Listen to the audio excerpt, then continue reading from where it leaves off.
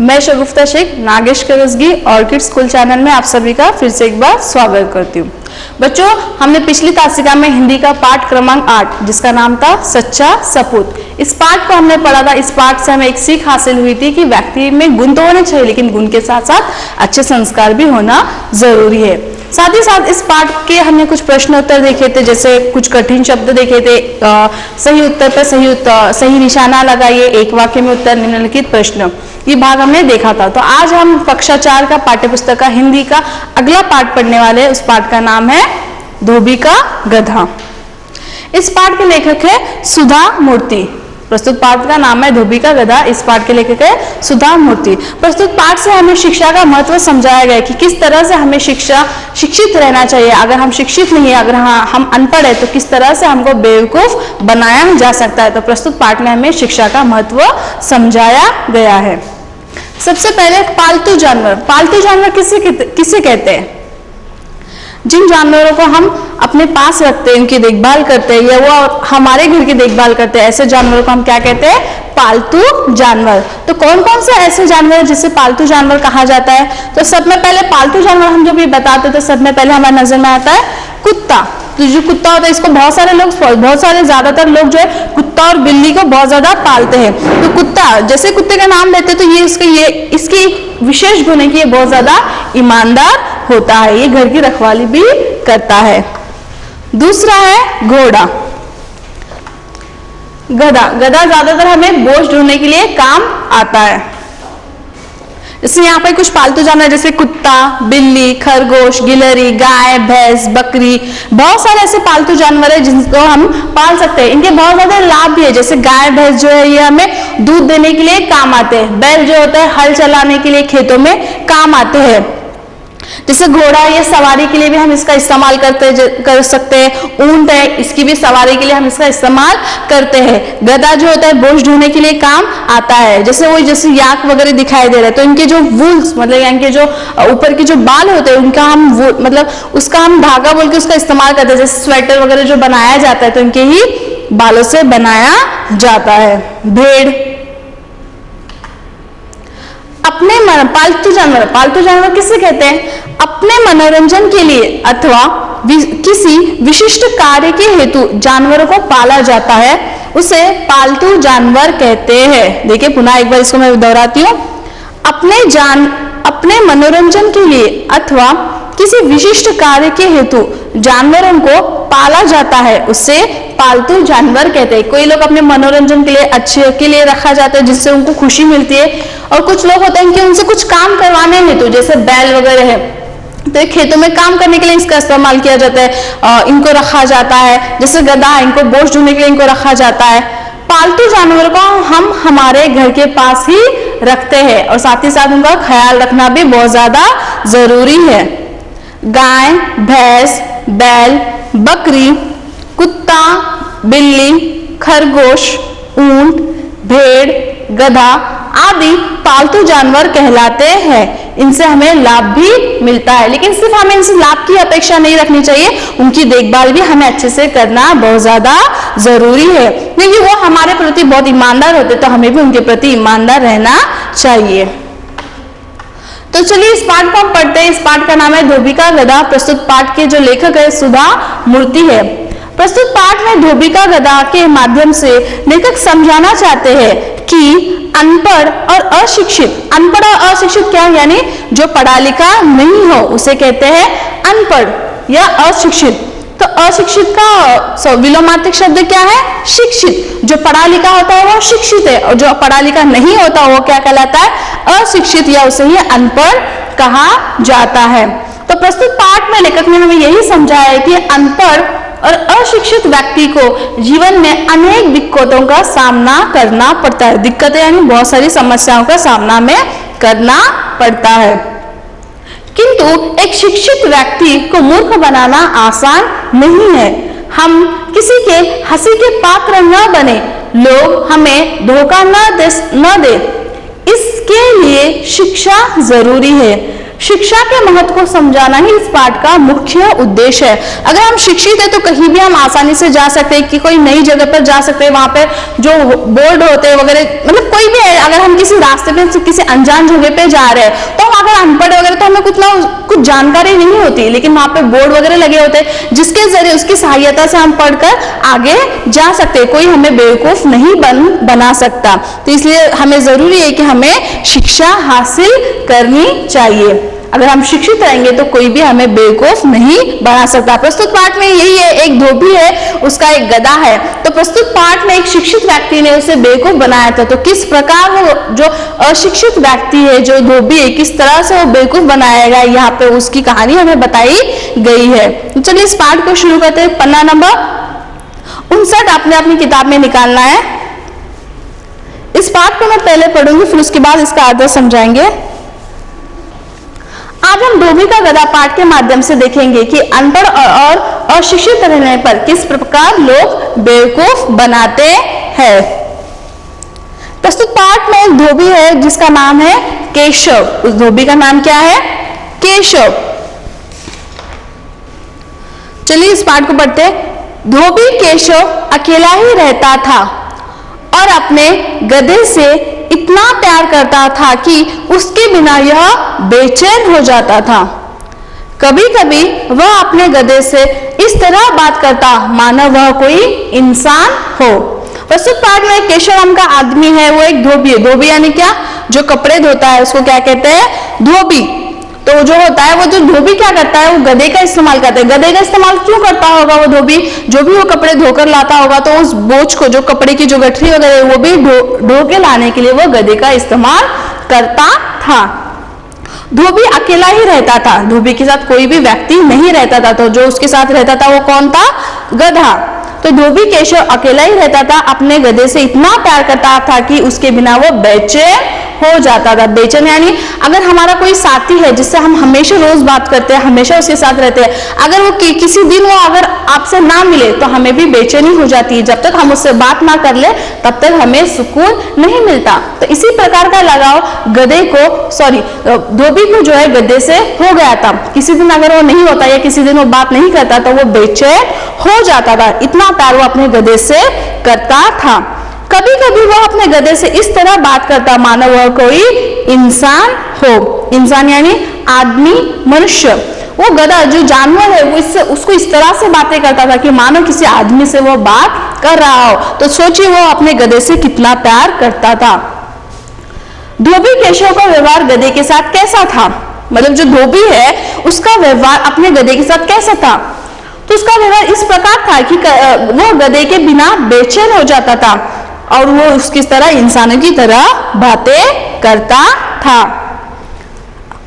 एक दिन दोनों कड़ी मेहनत करने के बाद घर लौट रहे थे। अब जो है धोबी के साथ साथ कौन मेहनत करता था? गधा भी मेहनत करता था। धोबी जो है सारे कपड़े वगैरह धोता था, सुखाता था, लेकिन उन कपड़ों को लाने ले जाने की जिम्मेदारी किसकी थी? गधे की थी, क्योंकि सारा बोझ जो धोबी है उस गधे पर रखता था। तो गधा भी बहुत ज्यादा मेहनत करता था। एक दिन दोनों कड़ी मेहनत करने के बाद घर लौट रहे थे। केशव बहुत थका हुआ था, इसलिए गधे को समीप के एक पेड़ से बांधकर स्कूल के पास पत्थर की बेंच पर आराम करने लगा। बच्चे कक्षा में बहुत शोर मचा रहे थे और शिक्षक उन्हें डांट रहा था। गधों, मैं तुम लोगों को इंसान बनाने के लिए भरपूर कोशिश कर रहा हूं, पर तुम में से कोई मेरी सुनता ही नहीं। देखिए एक दिन जो गधा और जो धोबी है बहुत ज्यादा मेहनत करने के बाद आ रहे थे, लेकिन रास्ते में वो बहुत ज्यादा जो धोबी है थक गया। तो उसने क्या किया? स्कूल के समीप यानी क्या? पास में, स्कूल के पास में एक पेड़ था, उस पेड़ से उसने उस गधे को बांध दिया और स्कूल के पास पत्थर की बेंच पर आराम करने लगा। साथ ही वहां पे एक पत्थर का बेंच था, तो वहां पे वो धोबी जो है बैठकर आराम करने लगा। अब वो कहां पर बैठे हुए थे? स्कूल के समीप ही बैठे थे। तो वहां पे किसका शोर आ रहा था? तो कक्षा में से बच्चों की आवाजें आ रही थी, वहां से बहुत ज्यादा शोर आ रहा था। केशव ने गधे को पेड़ से क्यों बांधा होगा? केशव ने उस गधे को पेड़ से क्यों बांधा होगा? कड़ी मेहनत करके केशव थक गया था, इसलिए आराम करने की खातिर गधे को उसने क्या किया, पेड़ से बांध दिया। और जैसे वहां पे वो आराम करने लगा तो वहां पे से शोर आने लगा, तो वहां पे से जो कक्षा में से जो बच्चे थे उनका शोर आने लगा। तो वहां पे एक जो शिक्षक थे वो उन बच्चों को डांट रहे थे। और वो कैसे डांट रहे थे, क्या कह रहे थे वो बच्चों को, गधों, मैं तुम लोगों को इंसान बनाने के लिए भरपूर कोशिश कर रहा हूं, पर तुम में से कोई मेरी सुनता ही नहीं। देखिए यहाँ पे शिक्षक ने बच्चों के लिए किस शब्द का उच्चारण किया है, क्या कह रहे हो बच्चों को, गधा। बिल्कुल सही। तो बच्चों को कह रहे हैं, गधों, तुमको मैं सुधारने के लिए कितनी कोशिश कर रहा हूं, तुमको मैं गधे से इंसान बनाना चाहता हूं, लेकिन तुम जो है मेरी बात सुनते नहीं हो। अब यहाँ पे इन बच्चों को उन्होंने गधा कहा, इसका मतलब यह है कि वो बच्चे सच में गधे हैं क्या? बिल्कुल नहीं। उन्होंने उस बच्चों को गधे की, मतलब जिस तरह गधा जो होता है चुपचाप रहता है, बहुत भोला भाला रहता है, मतलब वो कुछ करता ही नहीं होता है, तो इस प्रकार वो उन बच्चों को कहते हैं कि गधा। अगर कोई बेवकूफ होता है या कुछ समझदार नहीं होता तो हम क्या करते हैं, उसको गधा कहते हैं। तो वहां पे जो शिक्षक ने जो है बच्चों को गधा कहा था, तो यही वाक्य जो है उस धोबी ने सुना था। लेकिन शिक्षक ने क्या कहा था कि तुम गधों को मैं इंसान बनाना चाहता हूं। इसका मतलब ये नहीं कि वो बच्चे गधे हैं। लेकिन जब केशव ने यह बात सुनी कि जो शिक्षक है वो बच्चों को कह रहे हैं कि गधों, तो वो उसको लगता है कि सच में जो शिक्षक है बहुत ही ज्यादा चमत्कारी है, वो गधों को इंसान बनाता है, ऐसा वो सोचने लगा। केशव ने यह सुना तो वह सो नहीं सका और सोचने लगा, अरे यह तो कोई चमत्कारी आदमी है। चमत्कारी यानी अद्भुत, करामती, जो बहुत ही ज्यादा कोई, मतलब जो ऐसा कार्य करना जो कोई नहीं कर सकता, जो गधों को इंसान बना देता है। जब वहां पे जो केशव था, जहां पेड़ के नीचे जो वहां पे जो बेंच पर जो पत्थर रखा था, जो पत्थर का बेंच रखा था, वहां पे जो आराम कर रहा था, तो कक्षा में से जब शोर आने लगा तो वहां पे उसने सुना कि जो एक शिक्षक है बच्चों को कह रहे हैं कि गधों मैं तुमको इंसान बनाना चाहता हूँ। क्या कह रहे थे वो, गधों मैं तुमको इंसान बनाना चाहता हूँ। तो जैसे ही यह बात सुनता है उसको लगता है कि यह आदमी बहुत ही ज्यादा चमत्कारी है, बहुत ही ज्यादा करामती आदमी है। उसको लगा कि मेरे पास भी एक गधा है, उस गधे को अगर वो इंसान बन जाए तो कितना अच्छा होगा। यह बात वो क्या करता है, वो जो केशव है वो सोचने लगता है, क्योंकि वो तो अकेला ही रहता था, उसके पास कोई भी व्यक्ति नहीं था, और वो इंसानों की तरह उस गधे से बात करता था। सोचो अगर वो गधा इंसान बन जाएगा तो मैं उससे कितनी सारी बातें करूंगा और कितना अच्छा हो जाएगा। यह बात वो सोचने लगा। कौन सोचने लगा, केशव सोचने लगा कि मैं अपने गधे को इंसान बनाऊंगा। केशव ने शिक्षक के बारे में क्या सोचा, प्रस्तुत पाठ में अभी हमने जो पढ़ा था पहला पेज, तो यहाँ पे केशव ने शिक्षक के बारे में क्या सोचा। केशव ने सोचा था कि शिक्षक तो बहुत ही चमत्कारी इंसान है, क्योंकि वह गधे को इंसान बना देता है। यह सोच उसके दिमाग में बैठ गई थी, तो शिक्षक है वो मेरे गधे को भी इंसान बना देगा। यह सोच सोच के उसको रात भर नींद नहीं आई थी। केशव ने यह सुना तो वो सो नहीं सका और सोचने लगा, अरे यह तो कोई चमत्कारी आदमी है जो गधों को इंसान बना देता है। मेरा गधा इतना अच्छा है, यदि वह मनुष्य बन जाए तो मुझे अपने जीवन में एक अच्छा दोस्त मिल जाएगा। तो जब ये बात उसने गधे ने सुनी थी, जब ये धोबी ने उसकी बात, उस शिक्षक की बात सुनी थी कि वो जो गधे को इंसान बना देता है, तो अगर वो मेरा गधा तो इतना मेहनती है, वो मेरे सारे बातें सुनता है, अगर वो इंसान बन जाएगा तो वो कितना अच्छा मनुष्य बन जाएगा, यह वो सोचने लगा। धोबी जो होता है, धोबी क्या करता है मुझे बताओ। धोबी जो होता है कपड़े धोता है, और गधा क्या करता है, गधा जो क्या करता है, जो कपड़े धोए जाते हैं उसकी जो पोटली होती है उसका वो ढोकर लाता ले जाता है। उसे गधे की आवश्यकता बोझा ढोने के लिए पड़ती है। यहाँ पे प्रस्तुत पाठ में शिक्षक ने गधा किसे कहा था, तो प्रस्तुत पाठ में शिक्षक ने गधा बच्चों के लिए कहा था, बच्चों को कहा था। केशव खुश होकर शिक्षक के पास दौड़ा। उसने शिक्षक से विनती की, महोदय आप मेरे गधे को इंसान बना दीजिए, आप जो चाहेंगे मैं आपको दूंगा और हमेशा आपका आभारी रहूंगा।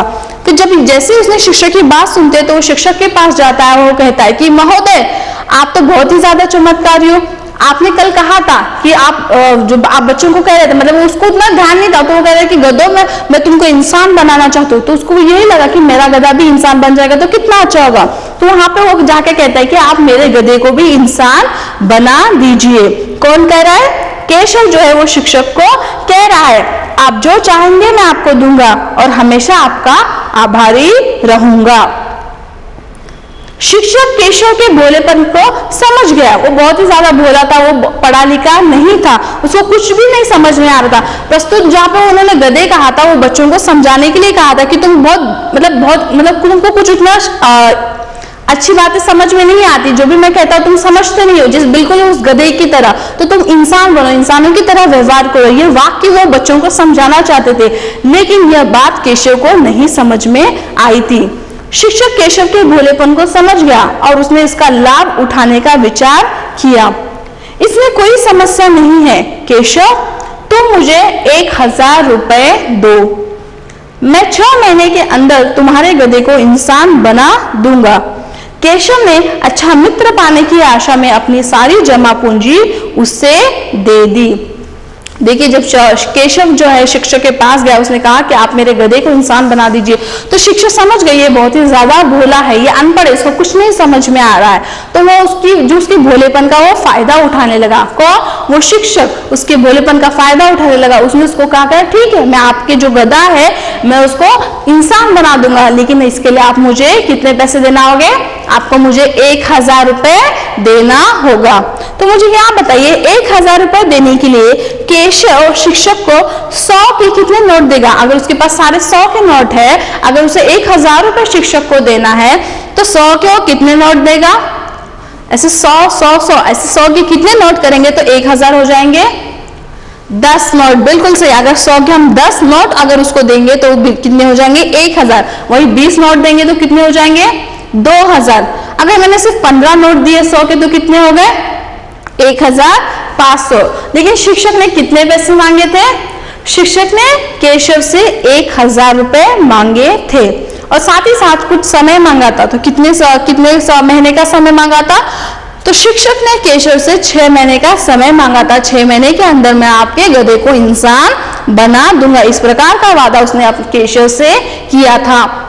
केशव ने अच्छा मित्र पाने की आशा में अपनी सारी जो जमा पूंजी है, जो उसने अपने जो पैसा सेविंग करके रखा था, जो जमा किया था, लेकिन एक अच्छा मित्र पाने के लिए, एक इंसान सा अच्छा मित्र पाने के लिए उसने क्या किया था?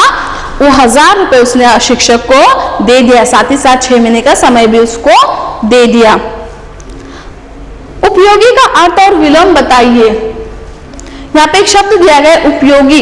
उपयोगी का अर्थ क्या है? उसका पर्यायवाची शब्द क्या है? उपयोगी यानी लाभकारी, जिससे हमें फायदा हो। जैसे प्रस्तुत पाठ में जो धोबी है उसको गधे से लाभ ही होता था, है ना, कि वो उसकी बहुत ज्यादा मेहनत करता था, जो बोझ है वो ढोकर लाता था, क्योंकि धोबी का सारा काम अकेला करना पड़ता था, तो उसका काम हल्का कौन करता था? जो गधा है उसका काम थोड़ा सा हल्का कर देता था, जो लाने ले जाने का जो कार्य है वो गधा करता था। तो इस प्रकार धोबी के लिए उपयोगी कौन था? गधा बहुत ज्यादा उपयोगी था। तो उपयोगी का दूसरा अर्थ क्या है? लाभकारी। उपयोगी का दूसरा अर्थ क्या है? लाभकारी। तो उपयोगी का विलोमार्थक शब्द क्या है? उपयोगी का विलोमार्थक शब्द क्या है? अनुपयोगी। उपयोगी का विलोमार्थक शब्द है अनुपयोगी। जो हमें लाभकारी नहीं होता है उसे कहते हैं अनुपयोगी। 6 महीने बीत गए तो केशव अपने नए मित्र को घर लाने के लिए शिक्षक के पास आया। केशव ने जो है उसको शिक्षक को 1000 रुपए दिए, 6 महीने दे दिए, और वो 6 महीने यही सोचता रहेगा कि अब मुझे बहुत अच्छा इंसानी मित्र मिल जाएगा, क्योंकि उसके पास कोई भी नहीं था, उस गधे के अलावा उसके पास कोई भी नहीं था। तो 6 महीने उसने इसी खुशी में बिताए कि अब मुझे एक अच्छा सा मित्र मिल जाएगा। 6 महीने बीत गए तो केशव अपने नए मित्र को घर लाने के लिए शिक्षक के पास आया। परंतु शिक्षक के लिए गधा बहुत उपयोगी बन गया था और वह उसे केशव को वापस नहीं देना चाहता था। उपयोगी यानी लाभदायक। अब जो वो बहुत सारे काम जो है शिक्षक उस गधे से करवा रहा था, उसके बहुत सारे काम उस गधे ने हल्के कर दिए थे, क्योंकि आधा काम वो करने लगा था, उसके बहुत सारे समस्या को वो हल करने लगा था, तब वो उसके लिए उपयोगी हो गया था। तब वो उस गधे को, उस केशव को वापस नहीं देना चाहता था। कौन नहीं देना चाहता था? जो शिक्षक है, जो केशव का गधा था, वो उसे वापस नहीं देना चाहता था। क्यों नहीं देना चाहता था? क्योंकि अब जो गधा है शिक्षक के लिए बहुत ज्यादा उपयोगी बन गया था। शिक्षक ने उससे पीछा छुड़ाने के लिए झूठ बोल दिया। पीछा छुड़ाना यानी किसी मुसीबत से निकलना या किसी मुसीबत से हल निकालना। तो पीछा छुड़ाने के लिए शिक्षक ने उस धोबी से एक झूठ बोल दिया। केशव, तुम्हारे गधे को मैंने पढ़ाया, बढ़िया प्रशिक्षण दिया, वह बहुत बुद्धिमान हो गया है और मेरे घर से भाग गया है। अब वह अगले गांव में प्रधान बन गया। देखिए यहाँ पे क्या कह रहा है वो, कि मैंने आपके गधे को बहुत ज्यादा सिखाया, प्रशिक्षण दिया। प्रशिक्षण यानी नियमित रूप से दी जाने वाली शिक्षा। प्रशिक्षण यानी क्या? नियमित रूप से दी जाने वाली जो शिक्षा, उसने बहुत ज्यादा शिक्षा उसको दी। अब वो इतना बड़ा समझदार, इतना बड़ा व्यक्ति बन गया कि अगले गांव का वो प्रधान बन गया। प्रधान यानी मुखिया, जो गांव का जो मुख्य होता है उसको कहते हैं प्रधान। तो जो अगले गांव का वो जो तुम्हारा जो गधा है, वो इंसान बनने के बाद, शिक्षा प्राप्त करने के बाद किसी गांव का वो प्रधान बन गया है। पीछा छुड़ाना यानी किसी समस्याओं से, किसी परेशानियों से वहां से हल निकालना। तो पीछा छुड़ाना, इस मुहावरे का अर्थ बताइए आप। कोई वाक्य आप तैयार करके मुझे बताइए। जैसे यहाँ पे एक वाक्य मैं आपको बता देती हूँ। पीछा छुड़ाना, चोरों से अपना पीछा छुड़ाने के लिए मीनू पुलिस स्टेशन पहुंच गई। चोर उसके पीछे लगे तो उससे पीछा छुड़ाने के लिए मीनू कहां पहुंच गई? पुलिस स्टेशन पहुंच गए। तो इसलिए इस वाक्य का इस्तेमाल, किसी समस्या को, किसी हल को दूर करने के लिए इस वाक्य का, इस मुहावरे का इस्तेमाल किया जाता है, पीछा छुड़ाना। तो शिक्षक ने जो है केशव से पीछा छुड़ाने के लिए उसको क्या कह दिया? एक झूठा बोल दिया कि आपके गधे को मैंने बहुत ज्यादा प्रशिक्षण दिया, बहुत अच्छा वो पढ़ लिख कर हो गया, इंसान बन गया। लेकिन जैसे वो प्रशिक्षण उसने हासिल किए, जैसे उसने शिक्षा प्राप्त की, वो मेरे तरफ से भाग गया और अगले गांव का वो मुखिया नेता बन गया। केशव दौड़कर अगले गांव गया। केशव जैसे ये बात सुनता है कि जो उसका मित्र है किसी गांव का प्रधान बन गया, वो सुनकर जिस गांव को हो गया उस गांव का पता लेकर वो उस गांव पे चला गया। केशव दौड़कर अगले गांव गया। उस समय ग्राम प्रधान बरगद के एक पेड़ के नीचे एक सभा कर रहा था। देखिए, जैसे वो अगले गांव जाकर पहुंचा तो जो वहां पे जो उस समय ग्राम यानी गांव में जो प्रधान जो है बरगद के एक पेड़ के नीचे एक सभा कर रहा था। जो गांव का मुखिया होता है, जो गांव का जो नेता होता है, वही वहां की सभा को आयोजित करता है। तो वहां पे ऐसे बड़े बड़े हॉल वगैरह तो नहीं होते सभा के लिए, तो किसी ऊंचे वृक्ष के नीचे वहां पे सभा आयोजित की जाती है। तो कौन सा पेड़ था? बरगद का पेड़। तो बरगद का पेड़ बहुत ज्यादा बड़ा होता है, तो बरगद के पेड़ के नीचे वो प्रधान जो है एक सभा को आयोजित किया था। वो सभा को वहां पे चल रही थी। प्रधान बरगद के एक पेड़ के नीचे एक सभा कर रहा था। केशव प्रधान के पास पहुंचा और उसका हाथ पकड़कर बोला, तुम मुझसे बचकर नहीं जा सकते। अब केशव को जो है शिक्षक ने बताया था कि जो उस अगले गांव का जो प्रधान है वही तुम्हारा गधा है। उसको कुछ समझ में नहीं आता। जैसे ही शिक्षक को बता रहा था वो सब समझ रहा था। यहाँ पे वो बार बार शिक्षक द्वारा बेवकूफ बन रहा था। कौन बेवकूफ बन रहा था? केशव। केशव जो है बार बार उस शिक्षक द्वारा वो बेवकूफ बन रहा था, वो बनाते जा रहा था और ये बन रहा था। अगर वो पहले, जैसे उसने पहले ही वाक्य जो बच्चों के लिए कहा था, गधा मैं तुमको, गधे मैं तुमको इंसान बनाना चाहता हूँ, एक उसने एक वाक्य कहा था, एक मुहावरा उसने उसको कहा था। अगर ये मुहावरे का अर्थ उसको उसी समय समझ में आ गया था तो वो इतना बेवकूफ नहीं बनता था। लेकिन अशिक्षित रहने के कारण, अनपढ़ रहने के कारण उसको कुछ भी समझ में नहीं आया और शिक्षक द्वारा वो बार बार बेवकूफ बनता जा रहा था। उसने कहा था कि अगले गांव का जो मुखिया है, जो प्रधान है, वही तुम्हारा गधा है। और जैसे उसको ये बात पता चली तो वो अगले गांव चला गया और वहां पे जो प्रधान है उसने वहां पे एक सभा आयोजित की थी। उस सभा में से उसने उस प्रधान का हाथ पकड़ लिया और उसको क्या कहने लगा? तुम मुझसे बचकर नहीं जा सकते। क्या कहा उसने उसको? तुम मुझसे बचकर नहीं जा सकते। तुम भले ही एक बड़े आदमी बन गए हो, परंतु यह मत भूलो कि मैं तुम्हारा मालिक हूं। देखिए यहाँ पे केशव उस प्रधान को क्या कह रहा है कि तुम ये भले ही बड़े इंसान बन गए हो, लेकिन तुम ये मत भूलो कि तुम्हारा मालिक कौन है, मैं ही हूं। यहाँ पे जो प्रधान है, वो जो केशव है, उस प्रधान को क्या समझता था? तो वो उस केशव को उसका गधा ही समझता, जो पढ़ लिख कर अभी इंसान बन गया, इसलिए उसने उसका हाथ पकड़ लिया, उसको कहा कि चलो तुम अब मेरे साथ चलो, तुम मुझसे बचकर नहीं जा सकते, तुम बड़े भले ही चाहे तुम बड़े इंसान बन गए हो, तुम इस गांव के मुखिया बन गए हो, लेकिन तुम्हारा मालिक मैं ही हूँ। मालिक यानी स्वामी, उसका मतलब उस पर उसका ज्यादा हक होता है। चलो घर चले। सभा में उपस्थित लोगों को केशव का व्यवहार बड़ा अजीब लगा। व्यवहार यानी बर्ताव, कि किस प्रकार वो इस एक गांव के मुखिया का हाथ पकड़कर उसको कह रहा है कि चलो तुम्हारा मालिक मैं हूँ। वहां के जो सभा में सभी लोग बैठे थे, वो सभी लोग केशव को देख रहे थे और जो उसका बर्ताव है सबको अजीब लग रहा था कि किस प्रकार ये जो केशव है हमारे गांव के मुखिया से इस तरह का दुर्व्यवहार कर रहा है। परंतु प्रधान एक भला आदमी था, वह समझ गया कि कहीं कुछ गड़बड़ है। लेकिन जो गांव का जो मुखिया था बहुत ही समझदार था, वो बहुत ही अच्छा आदमी था, वो समझ गया कि जो केशव मेरे साथ जो व्यवहार कर रहा है ये भला आदमी है, जरूर कुछ ना कुछ गड़बड़ इसके साथ हुई है। यह बात किसको समझ में आई? ये बात प्रधान को समझ में आ गई। अगर वहां पे कोई और दूसरा होता, अगर कुछ मतलब जो इतना समझदार, जिस तरह से प्रधान समझदार व्यक्ति था, उसने उस केशव की जो परेशानी थी, मतलब उसको पूरी हकीकत तो नहीं पता थी, लेकिन उसको इतना समझ में आ गया था कि कुछ ना कुछ तो गड़बड़ है। तो वहां पे उसने क्या किया? उस प्रधान ने उस केशव के साथ कैसा व्यवहार किया? उसने कहा, मैं वो व्यक्ति नहीं हूं, तुम गेरुआ का वस्त्र पहने उस साधु से मिलो जो शहर से बाहर एक गुफा में तपस्या कर रहे हैं, वह तुम्हें हर बात विस्तार में समझा देंगे।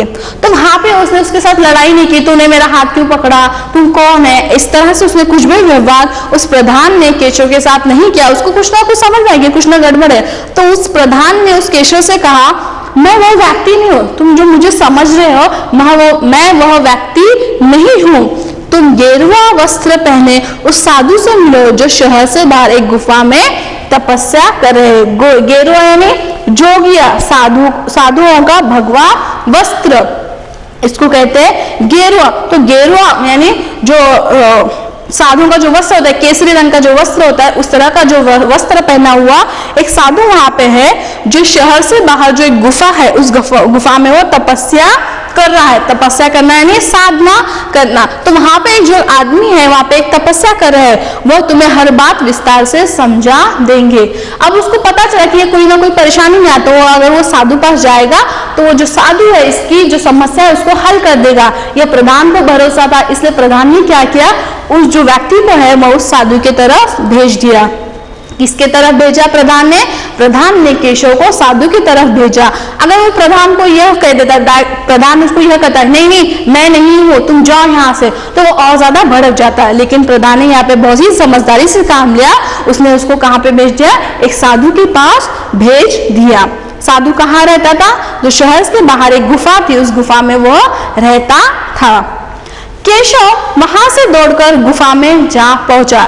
जैसे उसने बात सुनी कि मैं वो व्यक्ति नहीं हूं जो तुम चाहते हो, तो उसको लगा कि यह वो व्यक्ति नहीं, अब जो मेरा गधा है उस गुफे में रहता है, ये उसको वो सोचने लगा। और वो दौड़ते दौड़ते वहां शहर के बाहर जो गुफा है वहां पर चला गया। कौन चला गया? केशव। केशव वहां से दौड़कर गुफा में जा पहुंचा जहां साधु महाराज तपस्या कर रहे थे। केशव ने क्रोध में उनकी दाढ़ी पकड़ ली और बोला, तुम यह साधु बनने का नाटक बंद करो। आखिर तुम मेरे गधे ही हो ना, चलो घर चले। साधु ने केशव से पूरी कहानी सुनी और शांतिपूर्वक उससे बोले, केशव तुमने समझा नहीं, वो केवल एक मुहावरा था। जैसे उसको पता चला कि वहां पे जो है, वहां पे जो उस गुफा में जो साधु है वो मेरा ही गधा है, तो वहां पे उसको जाते ही उसने उसकी जो साधु की दाढ़ी पकड़ ली और उसको कहता है कि चलो तुम यहाँ पे साधु बनकर बैठो, चलो तुम घर चलो। यह साधु बनने का नाटक तुम बंद करो, आखिर तुम मेरे ही गधे हो ना, चलो घर चले। अब वो उसको ऐसा ही लग रहा था। अब यहाँ पे जो है केशव की कुछ गलती नहीं, गलती तो ऐसी है कि वो बहुत ज्यादा बेवकूफ बन गया, वो उस मुहावरे का अर्थ समझ नहीं पाया। तो वहां पे वो जाके साधु की दाढ़ी पकड़ लेता है, वो कहता है कि चलो तुम घर चलो, यहाँ पे साधु बनने का नाटक तुम बिल्कुल भी नहीं करना। जैसे साधु को, जैसे उसने भी साधु के साथ बहुत ज्यादा दुर्व्यवहार किया, लेकिन यहाँ पे भी साधु क्रोधित नहीं हुए, वो भी समझ गए कि कुछ ना गड़बड़ इस केशव के साथ हुई है। तो शांतता पूर्वक उसने उस केशव से सारी सच्चाई पूछी कि क्या हुआ है। तब केशव ने सारी कहानी उस साधु को समझा दिया, बताई।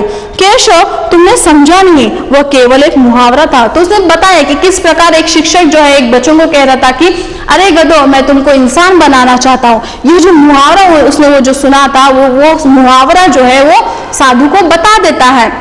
तो यहाँ पे साधु उसको कहते हैं कि तुम समझ नहीं पाए, वो क्या सच में गधों को इंसान नहीं बनाता, वो केवल सिर्फ एक मुहावरा था। क्या था वो? सिर्फ एक केवल मुहावरा था जिसे तुमने गलत समझ लिया।